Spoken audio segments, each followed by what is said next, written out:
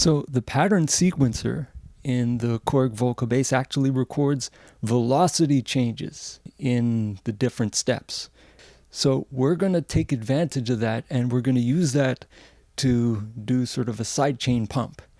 So first thing we're going to do is we're going to record an ordinary sequence. In this case, we're going to use FL Studio to do that, and we've got the MIDI out going through MIDI channel 1. So we're going to go to this thing, and we're going to set it on step record. Now you'll notice that I've got the tempo at 92. It's good to have the tempo nice and slow. You'll see that the notes are very short. They're not overlapping. That's very important. And for this first step, we've got all the velocity on 127. So let's go with this.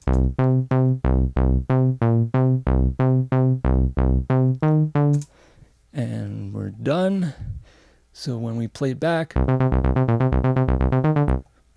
pretty ordinary. But now we're going to go to the second track here, and we're going to have this whole thing now an octave down. Plus, we're going to put in the velocity changes, and it's important to leave the velocity steps to the last track, because if you record something on a new track, it's gonna erase it. So as you see, we got all the velocity changes we need right here. We're gonna arm it to record in steps, and here it is.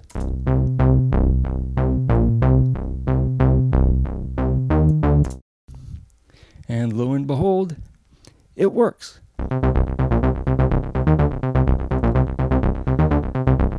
Let's add a pocket operator.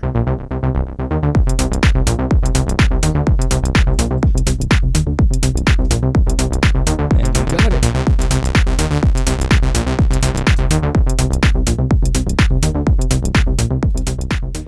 Okay, let's put this to work in a different way. Now I want a sustaining Reese-based type of thing, just this ongoing thing, but sidechained. So I've got a sequence like this. And what I'm going to do is I am going to turn on the amp envelope. I'm going to turn on the sustain here, and I'm going to turn the release all the way up. So now I got this. There it is.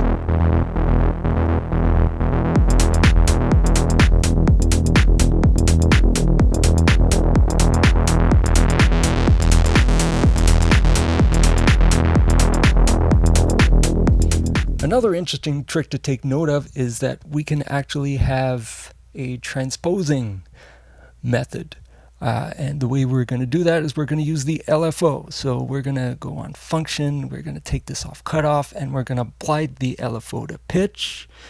We're going to make the LFO a square wave, and we're going to have the rate of the LFO all the way down.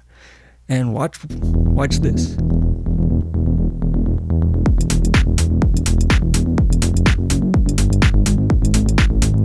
So this will do this for all three of the sequences. So now you can change keys on the fly for all three of the parts.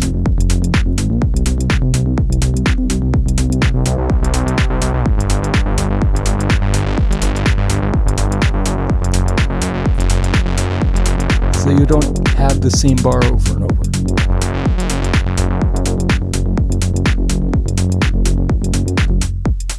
So one more thing we can do here is polyrhythms, believe it or not. You can layer different sequences of different times. You can have a 3-note sequence here and a 5-note sequence here, and they'll cycle around as they should independently of each other. So to start, we're going to do this.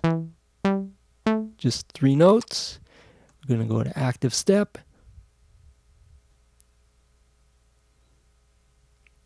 Only 3 notes. Like that. So then for the next one, we're going to do 5 notes. And it's going to sound like this.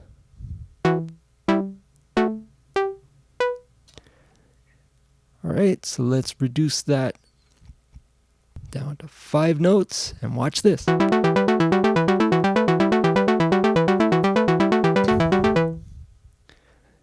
Now, to top the whole thing off, we're going to do that sidechain bass thing here.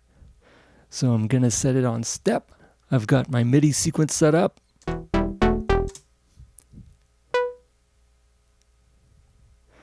And there it is.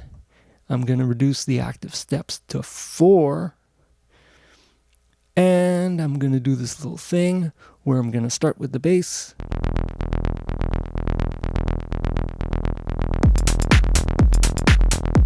I'm going to add things.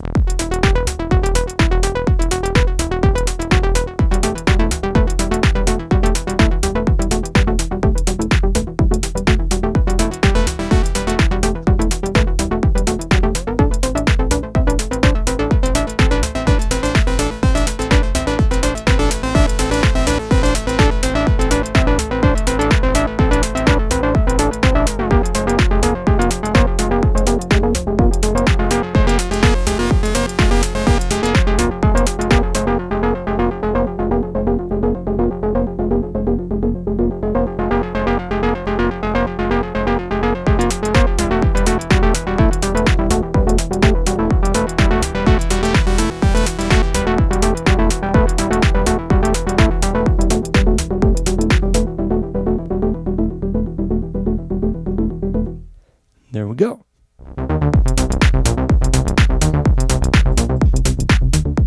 Now, just a quick word about the VCO groups here. It's better to use this first one over here and record each track separately rather than use a unison mode and then set the intervals with the dial. And there are 2 reasons for this.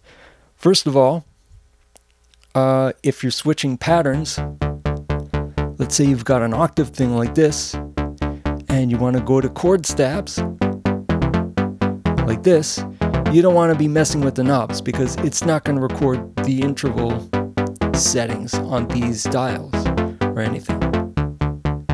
And the second reason is that if you're in this and you want to do some fine tuning, now you can do that.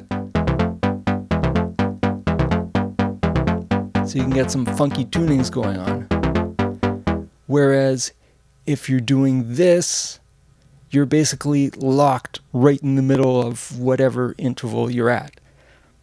That's the difference.